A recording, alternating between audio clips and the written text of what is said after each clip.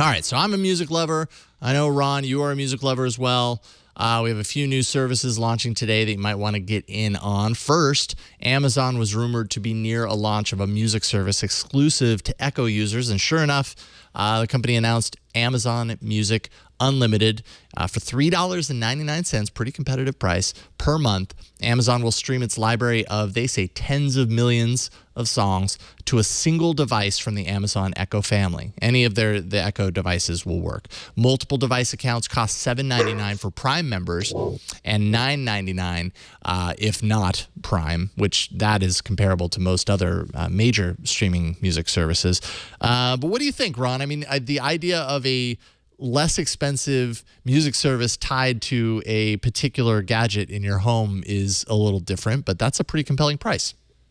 Oh yeah, totally. It totally is a compelling price, and that's the thing, is that this is a clear response to, whether or not it's a clear response to Google Home and the upcoming competition in the home that Amazon Echo is going to see or not. I know that from folks that I follow close to Amazon, that this has been in the works for a long time, and just continues away. It's continuing a way for Amazon to make better services for their customers, to keep them their customers. And at a lower price point, it's hard to argue that. I would scoff at the limited to one device, but most people that I know have only one Echo. Right. Even though the Dot has been made to be like a smaller one that you put in other rooms and all that sort of stuff, but everyone that I know has Amazon Echo has bought one, put it in their living room or kitchen or open concept, the kind of general family room area, and that's sufficient. So maybe this is a nice little program if you're an Amazon customer. Yeah, I mean, if the whole limited to one device thing is a problem, I mean, they give you the cost, the tiers for opening it up to multiple devices. If you happen to already be a Prime subscriber, then that music service is only $7.99.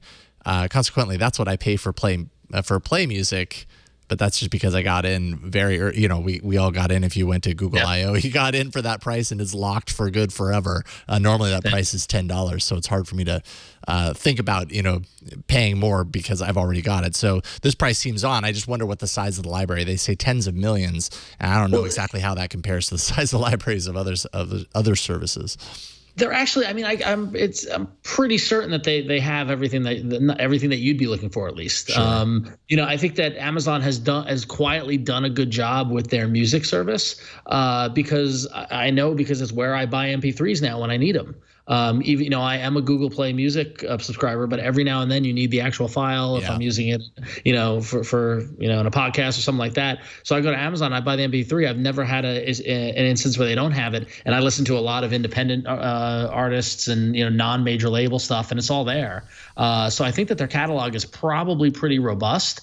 And it's funny because I'm a Prime customer mainly for the free shipping and for some of the other perks, mainly for the video. I never use the music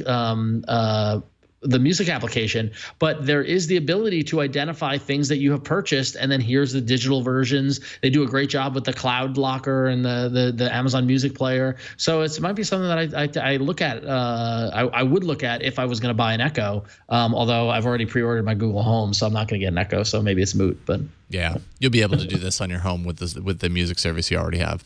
So yeah, exactly. Right. But I did think it was interesting that speaking of the Google Home, that they're dropping the price of the Echo Dot from $89 down to $49, which I don't know if that's, again, is the Echo Dot not doing well, or is that to combat against the lower price Google Home device? Who knows? But it's actually they had announced this earlier this month, and it's actually an updated version of the Echo Dot, so it brings some new functionality and everything. So I think it is challenging things like Google Home in price for sure. I mean, $50 is a great introductory kind of price.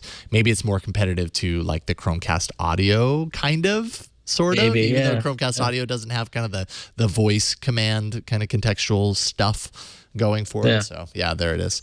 So I really think this is the beginning. I think we're just in the top of the first inning of the battle for home devices like this. I think Google Home, I think Amazon Echo. I would not be surprised if Apple, if we get some sort of Apple instance in this arena in some point in the next year. And I think the battle for these home assistant devices is going to just be starting now, which I think is great because I love seeing innovation. So right.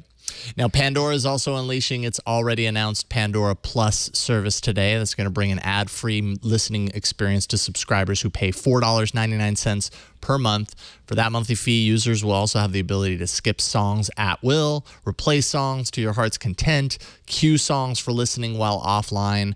Those are the main features anyways. Subscribers to Pandora One will automatically be shipped over to Plus. Pandora's full-fledged music service subscription service is expected to happen sometime by the end of the year. So this is like the mid-tier for what Pandora has planned right now with the subscription service. The full service launching sometime by the end of the year, which feels maybe a little late for Pandora, but I mean, Pandora's no slouch when it comes to users. 78.1 million users in total. Compared to Spotify has 40 million paid subscribers, so maybe it's not apples to apples, but they've got a lot of users. Yeah, I feel like we always kind of give Pandora the short shrift because they were really the first ones on the scene, and because of that, they've suffered because Spotify and Apple Music and Google Play Music have been able to look at their model and then tweak it to be a little more competitive, whereas they've kind of stood pat. But the way I see it is that if they have Pandora Plus has 4 million subscribers and Pandora has 78 million total, that's a whole lot of people you can convert, and you can be very competitive at Spotify very quickly if they're effective in converting those users. Yeah. And maybe this is a way to do it. But yeah, Pandora's nice, and hey man, that's some sexy new branding they rolled out. I really like no seriously, I really like the new logo, and I really like the whole kind of look of what they're doing. And I don't think like Pandora was we talked about it a lot like 5, 6, 7 years ago, and then it kind of quietly went away, and people who use it are loyal to it. But it might be worth revisiting. And I think the rebranding. I mean, it's always kind of funny when they do a rebranding because it's like, man, they're trying really hard to look current. Whatever, but I think it was necessary for Pandora. I feel like we've been looking at the same Pandora for a really long time, and a lot has changed in the however many years that Pandora's been around.